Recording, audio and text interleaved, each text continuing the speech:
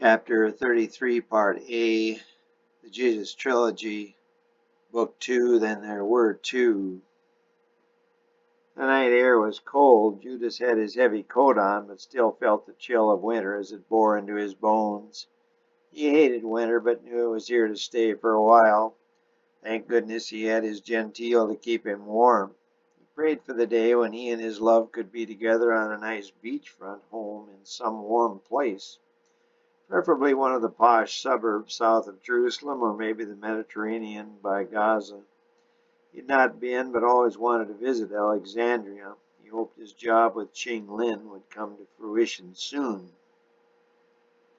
He was making a lot of money for Ching and a little on the side for himself, but not nearly enough to move into a home such as Gentile was accustomed to.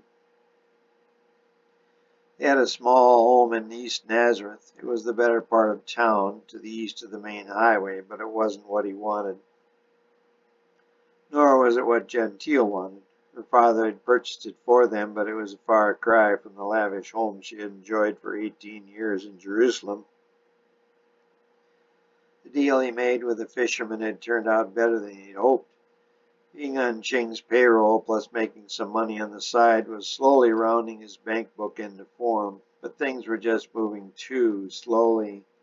He sensed Gentile was already bored with housewifery. She had already intimated on more than one occasion they should just move in with her folks.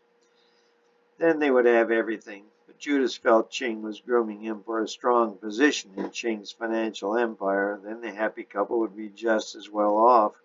Maybe more so. More importantly, Judas, would have it done on his own. Then he would be looked up to by all the people in Nazareth and even the surrounding region. Especially important would be the fact that Gentile's parents would also look up to him. Judas was very proud of the fact that he had his priorities straight. His love Gentile was number one in his life. His goal was to satisfy her every need. They were great lovers, always had been, but she also needed to live as she was accustomed, or even better. To do that, he would need money, and with accumulation of wealth would come something better, power. Gentile and everyone else would look up to him. He hated every day of his existence. He never knew his real parents. His adopted parents were poor, and he had made himself a vow that he would work tirelessly until he was in a position to never be poor again. He also determined to work his way into the elite of society, never to be looked down upon by anyone. Football had been his first step in the right direction. Marrying Gentile was number two, and hooking up with Ching, Judas believed, would be the third and final step. The money he would acquire from the Chinaman would bring it all to fruition. A smile eased slowly but steadily across Judas' less than handsome face. Girls called him cute, not handsome, but this didn't please him. His looks did not make the man, but genes did. He wanted to be the first to overcome his background of poverty and be totally accepted by society. No, he wanted to be society.